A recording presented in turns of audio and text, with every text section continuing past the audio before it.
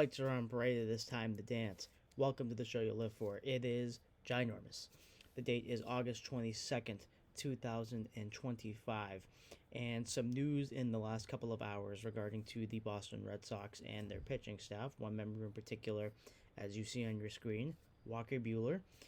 In the postseason stretch, or going into the postseason, he is going to be transitioning from a starting pitcher to the bullpen. Now, for a little bit of context, Walker Buehler was brought in on a 1 year deal this past season, getting paid a little bit over $20 million a year.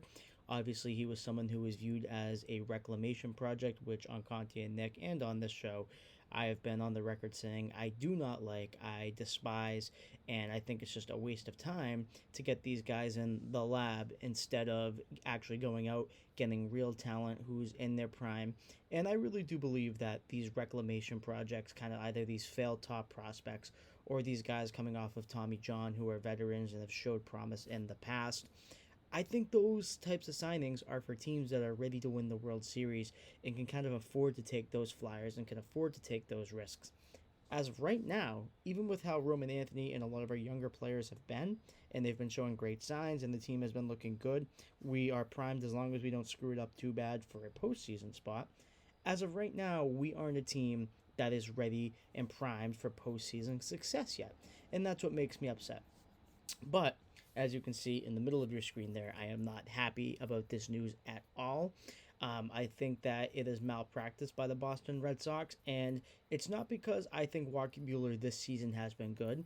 It's not because I think Walker Buehler doesn't deserve to be on the team next year, because I don't. I think we should part ways with him when this season ends.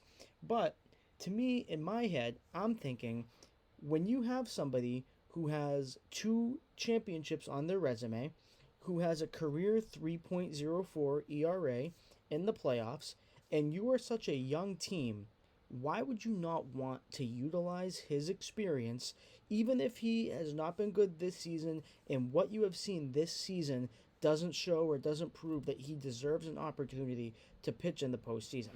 I will acknowledge that. That is 1,000% true, and that's not something that I'm going to sit here and argue. I'm not going to tell you that Walker Buehler has had a great season and he deserves to pitch in the postseason, or honestly, deserves to pitch on a good roster whatsoever. Maybe for a team that's just looking for a name who's tanking, maybe that's where Walker Buehler belongs. He doesn't belong on a postseason team to be seriously relied upon in the playoffs.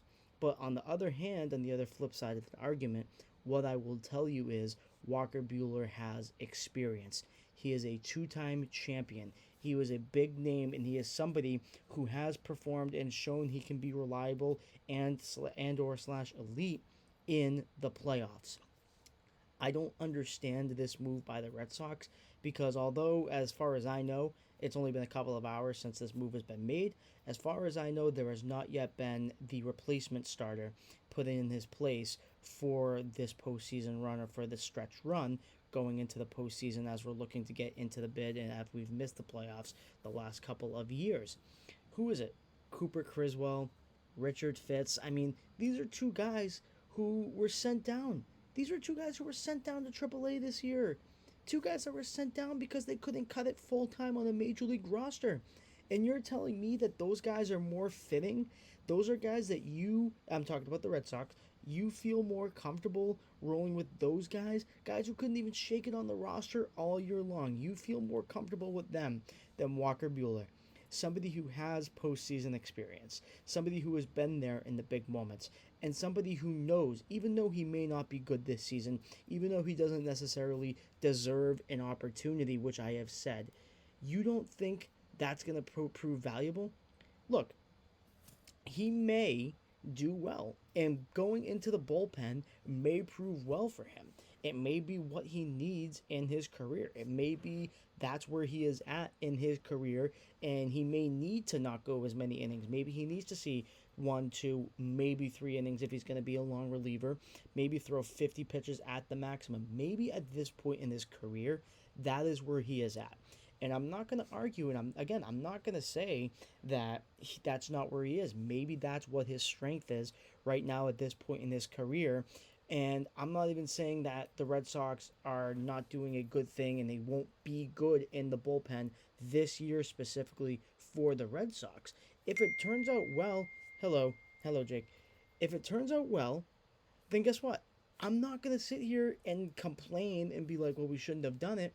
But on the other hand, how can I be happy with Dick Fitz or Cooper Criswell or anybody else that you're going to put in or substitute? Like, if we're here and we're saying that there are guys that haven't been named yet, maybe if you want to say Peyton Tolley, like the prospect coming up from AAA, who's rumored to be coming up, and somebody who is a highly regarded prospect, the number one prospect in the Red Sox system and the farm, if you want to say Peyton Tolley, I guess my ears will listen, but he doesn't even know what it's like to be up in the big leagues, and you're going to throw him in a high leverage situation, replacing Walker Buehler, somebody who we counted on to perform for us this season and be a reclamation project, and someone we were really hoping who could contribute in terms of veteran leadership, in terms of reclaiming and rebuilding his career. The Red Sox went into this season with the intent of signing Walker Buehler, hoping he would make a big veteran impact for this team, and we could either re-sign him or he could sign for big money elsewhere.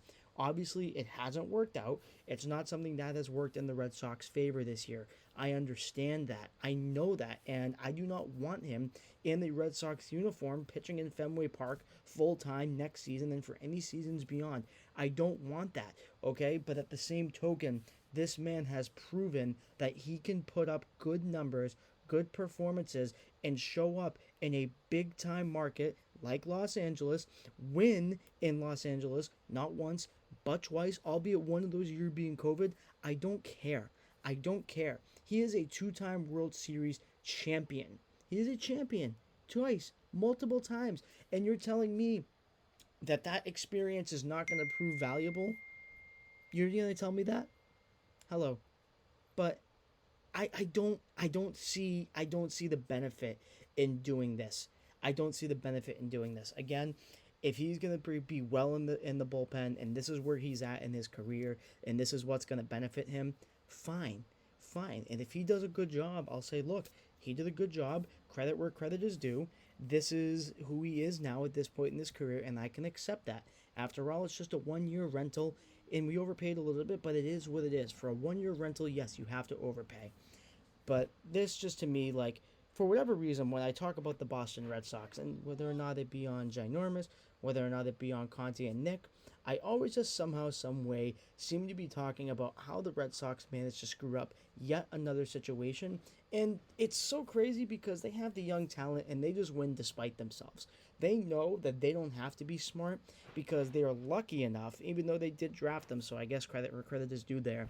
They're lucky enough that Roman Anthony specifically, but their young talent that they've needed to step up has stepped up. And that a lot of younger guys, even though they're not rookies, have been filling in their part, and they're lucky that they got Garrett Crochet for the price that they did, because in the offseason, whenever the previous season, at the trade deadline before we got Garrett Crochet, the White Sox wanted a lot more than what we gave them. So we're lucky. We are lucky that these things have kind of fallen into place. It's kind of like we slip on that banana peel and land in a pile of gold.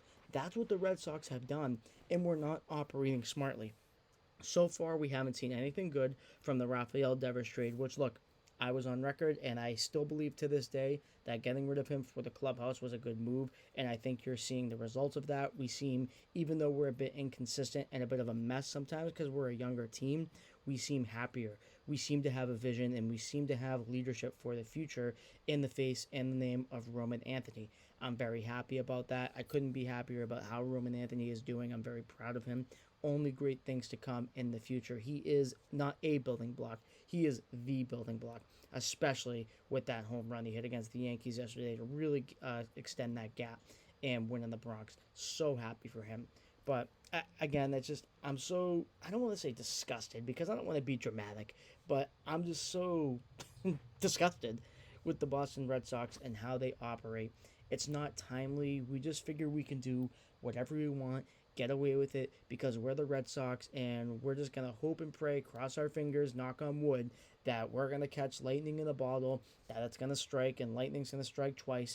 And somehow, some way, some years it does, but most years it doesn't. And that's what makes me so upset about this team. I don't understand. And I don't think I ever will for as long as John Henry owns the team and he continues to put the effort or lack thereof into the organization that he has all of these years. So, all in all, Walker Buehler to the Red Sox was a bad move. Walker Buehler obviously has not performed well as a starting pitcher this season, and moving him to the bullpen, yes, long term, and maybe even short term, maybe the right move, but you know what? We don't have any better options right now to fill him in, and we're just going to take somebody out who has a proven track record of postseason success on such a young team. We're going to put him out, take him out, and put him for Richard Fitz, Cooper Criswell, and I don't want to mock Peyton Tolley because I think he's going to be a good pitcher one day, but today is not that day. And we are trying to make it to the playoffs. We are trying to stay alive and hold on to that wild card spot and get into the playoffs and finally give the Red Sox faithful people who sell out Fenway Park every single day, even though this team hasn't given a lick of effort management wise and ownership wise, haven't given you any reasons to care and support and sell out Fenway Park as much as the fans do. And guess what? Guess what? They still do it. They still do it. We are finally here. We're finally looking for something to be proud of, and we have that chance to do it. And you're going to take out somebody who has had a bad season, who does not deserve to be here next year, but has the experience. And you're going to take that away for somebody, two people, potentially, or maybe a rookie, two people who have not even stayed on this team for the full year and gets optioned down to AAA. That is the state of the Red Sox. If you had somebody else, you would not hear me making this video. Ginormous number 13 would not be this subject. But that's not what the Red Sox have done, and they're clowns for it. They're absolute clowns for it. Why take away? You know what? Here's this chef. He's in the kitchen. Hey, look, here's somebody who may be a little bit past his prime, can't work in the kitchen as fast as he once did, can't make the spaghetti and meatballs as good as he once did. But you know what? Hey, let's just get that guy out of here. He's not going to be able to guide anybody anymore. He's just going to be the guy who stands by the microwave and presses the 30-second button. The young chef who's never done this before, doesn't have experience making the spaghetti and meatballs, he can go do it. He can go do it. It's only Gordon Ramsay that he's feeding.